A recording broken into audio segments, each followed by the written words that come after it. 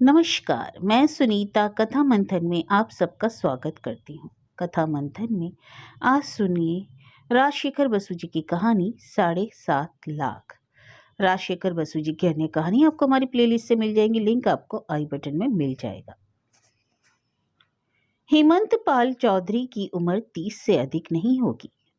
वे लकड़ी के एक अच्छे तथा कुशल व्यवसायी भी हैं। रात के 9 बज रहे थे। घर पर ऑफिस के कमरे में बैठकर हेमंत चौधरी रुपए पैसे का हिसाब कर रहे थे कि अचानक उनके दूर के संबंधी भाई नीतीश ने आकर कहा, हेमंत, तुमसे कुछ जरूरी बातें करनी है। तुम इस समय व्यस्त हो क्या? हेमंत ने कहा, नहीं, मैं अपना काम कल सवेरे भी कर लूंगा। बोलो, क्या बात है? तुम बहुत चिंतित और घबराए मालूम पड़ते हो। इस समय तो तुम लोगों का ताश का अड्डा जमता है। कोई अशुभ समाचार तो नहीं? नीतीश ने कहा, अच्छा है या बुरा है तो मुझे नहीं मालूम। मेरा तो सिर ही चकरा गया। मैं जो कुछ कहता हूँ ध्यान से सुनो। सिर पर हाथ रखकर कुछ देर तक नीतीश बैठा रहा, फिर बोला, भाई हेमंत, महापाप से मेरा उद्धार करो। पाप? पाप क्या है यह भी तो सुनूं मैं। हेमंत ने कहा, खून किया, डाका डाला या स्त्री हरण किया? क्या किया है तुमने? मैंने कुछ नहीं किया। क्या है मेरे परदादा ने, कंदर्प मोहन पाल चौधरी ने। उनका तो स्वर्गवास हो गया है। तो उनके पाप के लिए तुम्हें क्यों सर दर्द हो रहा है? उत्तराधिकारी के रूप में कोई और झमेला कर रहा है क्या? नहीं, यह सब नहीं। आज सवेरे सवेरे पुराने कागज पत्र निकाल कर देख रहा था। जमींदारी तो चली ही गई, अब बेकार कागज पत्र रखकर कोई लाभ नहीं, यह सोचकर कूड़ा करकट साफ कर रहा था। परदादे के समय की एक लकड़ी के बक्से में कुछ पुरानी चिट्ठियों को देखकर तो मेरे सिर पर तो जैसे वज्रपात ही हो गया। सिर चकराने लगा। पाप पाप महापाप है ये, कहकर दोनों हाथों से अपने सिर पकड़ लिए, जैसे उसका सिर दर्द से फटा जा रहा हो। बात क्या है? मेरे परदादा कंदर्प तुम्हारे परदादा के कुछ गुमास्तों को घूस देकर, कुछ जाली अपीलें बनवाकर और झूठी साक्षी खड़ा कर मुकदमे में जीत गए थे और तुम्हारे परदादा हार गए थे। अरे, क्या कह रहे हो? नहीं, ऐसा नहीं हो सकता। जरूरी तुमने देखने या समझने में गलती की होगी। गलती मैंने जरा भी नहीं की। मेरे दामाद फनी भूषण को तो जानते हो, बहुत बड़े वकील हैं। उन्हें भी कागज पत्र दिखाया। मेरे परदादा के छल कपट के कारण ही तुम्हारे परदादा, फिर दादा और फिर पिता सब मुकदमे के हार कर निर्धन हुए हैं। अच्छा, तो तुम उसके लिए क्या करना चाहते हो? फनी भूषण ने क्या कहा? उसकी बात छोड़ो, उसने तो पाप का रास्ता आगे बढ़ाने का उपाय बतला है। कहा है चुपचाप इस बात को दबा दो, पुराने कागज पत्रों को जला दो, किसी को जरा भी इसका पता न लगने पाए। इसलिए तुम मुझे जल्दी से बतलाने आए हो? फनी बाबू ने ठीक ही कहा है। पुरानी बीती हुई बातों को याद कर सिर खपाना मूर्खता ही है, और जिन लोगों के साथ यह बात घटी थी वे लोग तो है भी नहीं। अब जब हम लोग स्वर्गलोक पहुंचेंगे तो उन लोगों से भेंट होने पर पूछेंगे, तभी उसका निराकरण हो सकेगा। अभी जाने दो। क्या पागलपन की बातें करते हो? नीतीश झुंझला उठा। वे लोग नहीं है तो क्या हुआ? मेरे परदादा के पाप के धन का मैं किसी प्रकार उपयोग नहीं कर सकता? हिसाब लगाकर देखा, 7 लाख रुपए का मामला है। वे रुपए मैं तुम्हें देकर सिर का बोझ यानी पाप का बोझ हल्का करना चाहता हूँ। इतने रुपए देने से तुम्हारी हालत क्या हो जाएगी, यह तुमने सोचा है? हाँ, अच्छी तरह से। मैं निर्धन हो जाऊंगा, कौड़ी कौड़ी के लिए मोहताज हो जाऊंगा, भूखा मरूंगा, पर इन सब के लिए तैयार हूँ। तुम्हारे पिताजी को यह सब मालूम था? शायद नहीं, क्योंकि वे स्वयं जमींदारी नहीं चल जाते थे, दूसरे लोग ही उनका काम करते थे। अपनी पत्नी से कहा है? अभी नहीं। पता लगने पर रोना धोना शुरू कर देगी, ससुर जी को बताकर भयंकर अशांति पैदा कर देगी। पहले तुम्हारे रुपए का पाई पाई चुका कर ही उसे बताऊंगा।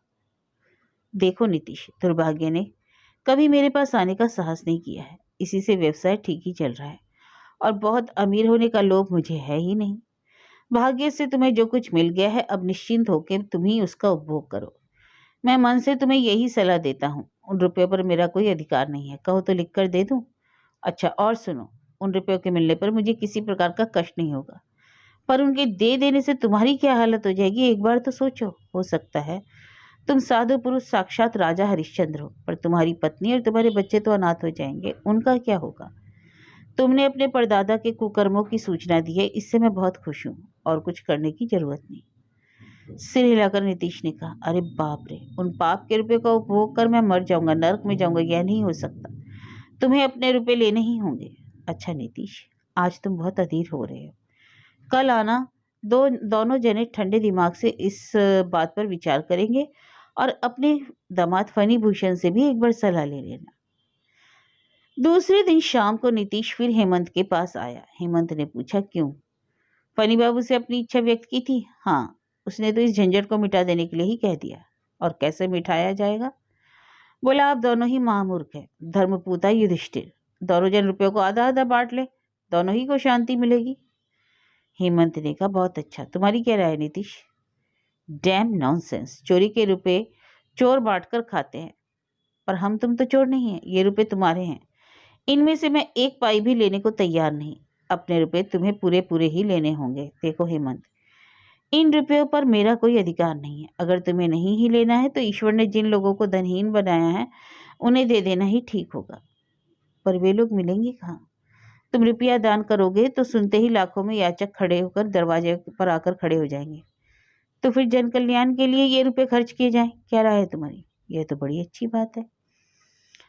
पर देखो हेमंत, यह कार्यभार तुम्हें ही लेना होगा। मैं इसमें कुशल नहीं हूँ।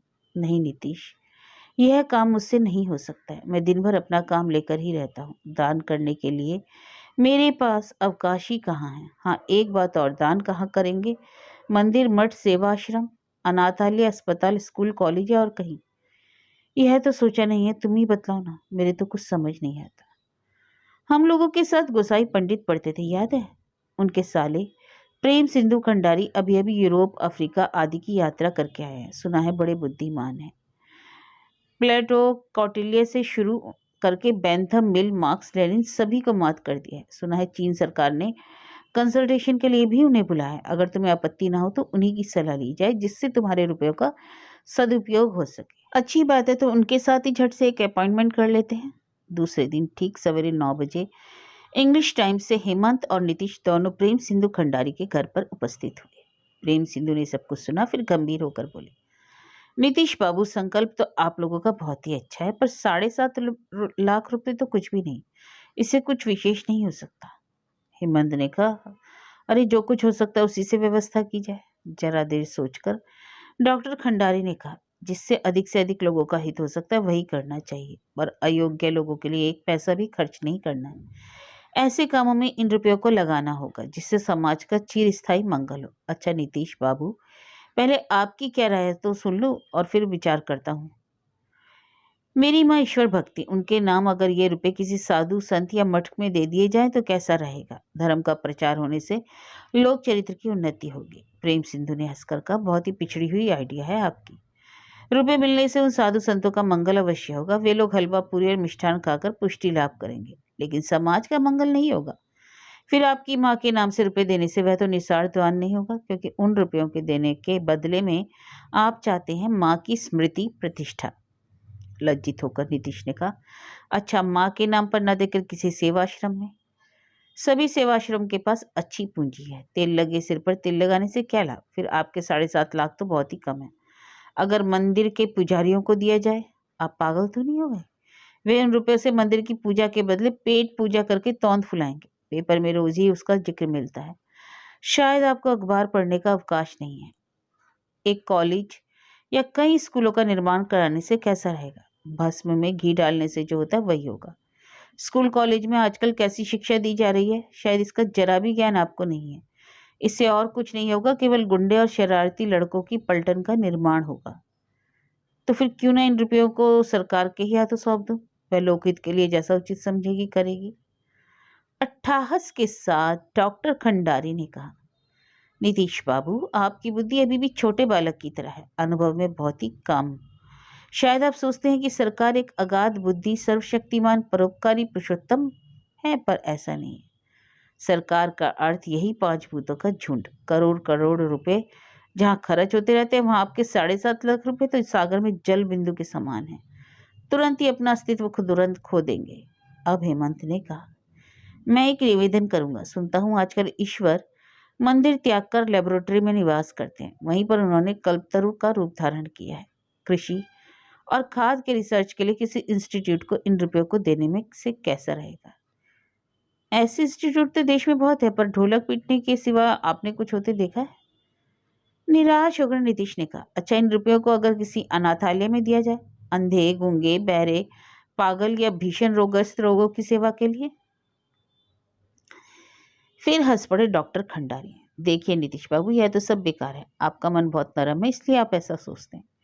यदि आपको शौक ना लगे तो साफ साफ कहूँ। नीतीश और हेमंत दोनों ही साथ बोल उठे। नहीं नहीं, शौक नहीं लगेगा, साफ साफ बतलाइए। नीतीश बाबू, जिन लोगों के लिए आपने कहा, उन लोगों को बचने से समाज को क्या लाभ? मान लीजिए आपने बैगन और भिंडी के पेड़ लगाए, उसमें कीड़े लगे हैं। क्या आप सड़े हुए पेड़ों को भी पानी और खाद देकर उसकी सेवा करेंगे, जिससे अच्छे पेड़ों को हानि ना पहुंच सके, वे अच्छी तरह बढ़कर आपको अच्छा फल दें? यही आपकी कामना रहती है। इसी प्रकार पंगु और रोगग्रस्त व्यक्ति समाज के किसी काम के नहीं, भार है, झंझट है। उन्हें बचाने की तो अभी कोशिश ही नहीं करनी चाहिए। चटपट यमराज को चिट्ठी लिखकर परलोक का रास्ता बतला दे। केवल जो धनवान, बलिष्ठ शरीर वाले, शिक्षित, सबल और बुद्धिमान हैं, उन्हीं लोगों की भलाई के लिए काम करिए। शायद आपको पता होगा कि 25-30 साल के बाद भारत की जनसंख्या 40 करोड़ के स्थान पर 80 करोड़ हो जाएगी। उसके लिए भी आप क्या सोचते हैं? तो आप क्या राय देते हैं? अच्छा सुनिए, मैं जो कुछ कहता हूँ उसे सुनकर नेहरू जी भी कान में उंगली रख लेंगे। मैं कहता हूँ, लिव इट टू नेचर। कुछ दिनों तक अस्पतालों को बंद रखना होगा, डॉक्टरों को इंटर्न करना होगा, पेनिसिलिन आदि आधुनिक दवाइयों का निषेध करना होगा, डीटीटी के कारखानों को बंद करवाना होगा। कॉलेरा, चेचक, प्लेग, टीबी आदि प्रकृति का सेफ्टी वाल्व है, इन्हें बिन दवा के काम करने दीजिए। हम लोगों के देश के कर्णधार नेता गण कहते हैं प्राण दंड हटा दो। हमारी राय से तो चोरी, डकैती, घूसखोरी, लड़ाई झगड़े के लिए भी सीधे फांसी की रस्सी बांधनी चाहिए। इससे जितने भी लोग कम होंगे, उतना ही देश का भला होगा। अनाथालय, सेवा आश्रम, अस्पताल और हेल्थ सेंटर खुलने से देश का सर्वनाश हो जाएगा। प्रकृति को अपना काम करने में कभी बाधा मत डालिए, फिर देश का कूड़ा करकट साफ हो जाएगा। जनसंख्या 40 करोड़ से घटकर 10 करोड़ हो जाए, तब जन कल्याणार्थ कमर कसकर हम लोग लग जाएंगे। हेमंत ने कहा, तो फिर नीतीश के रुपयों का अभी कोई सदुपयोग नहीं हो सकता? हो क्यों नहीं सकेगा, अवश्य ही होगा। उन रुपयों से प्रोपेगेंडा एक कर लोकमत इकट्ठा करना होगा। मैंने एक थीसिस लिखी है, उसकी 1 लाख कॉपी करवाकर लोकसभा, राज्यसभा और विधानसभा के सदस्यों को वितरण करनी होगी। गीता में श्री कृष्ण ने जिससे शुद्र हृदय दौर्बल्य कहा है, उसे दूर करना होगा। देश के आलसी, रुग्ण और अकर्मण्य लोगों का नाश कर शक्तिशालियों को बचाना होगा। पहले हम लोगों के देश के नेताओं को वज्रादापी कठोर होना होगा, फिर तो सब ऑटोमेटिक ही होता जाएगा। वाह वाह वाह, ताली बजाकर हिम्मत ने कहा, बहुत सुंदर। आपको बहुत बहुत धन्यवाद है डॉक्टर खंडारी। आपकी इन बातों पर हम लोग अच्छी तरह से विचार करेंगे। ये 20 रुपये मात्र नमस्कार के लीजिए, अच्छा जा रहे हैं। लौटते समय नीतीश ने कहा, यह आदमी तो पागल है। हिम्मत ने कहा, 33 नए पैसे, पागल, 33 कंजूस और 34 जनहितैषी। मनुस्मृति, भक्ति संवाद, गातिवाद आदि उनके लिए पुरानी आइडिया है। इसलिए डॉक्टर प्रेम सिंधु नूतन वाणी का प्रचार कर युगावतार होने के मतलब है। सुनो नीतीश, तुम दान के लिए रुपए दूसरों के हाथ में मत दो, इससे तुम्हें शांति नहीं मिलेगी। लगेगा वह चुरा रहे। अपनी खुशी से, इच्छा अनुसार अपने ही हाथों से हृदय खुलकर जहां मन हो वहीं दान दो। दीर्घ निश्वास छोड़कर नीतीश ने कहा, अच्छा ऐसा ही होगा, पर वास्तव में रुपए तो तुम्हारे हैं, इसलिए यह भार तुम्हें ही लेना होगा। मैं तुम्हारा सहयोगी बनूंगा। तुम भी क्या हो नीतीश? रुपए मानता हूँ मेरे हैं, पर मेरे पास समय कहाँ है। दान का भार तुम्हें ही लेना होगा। मैं शक्ति भर तुम्हारी सहायता करूंगा। दान तुम करो, फल तुम मुझे ही देना, क्योंकि रुपए तो मेरे ही हैं। पितृपक्ष का उधार मिटाकर तुम तृप्ति प्राप्त करना।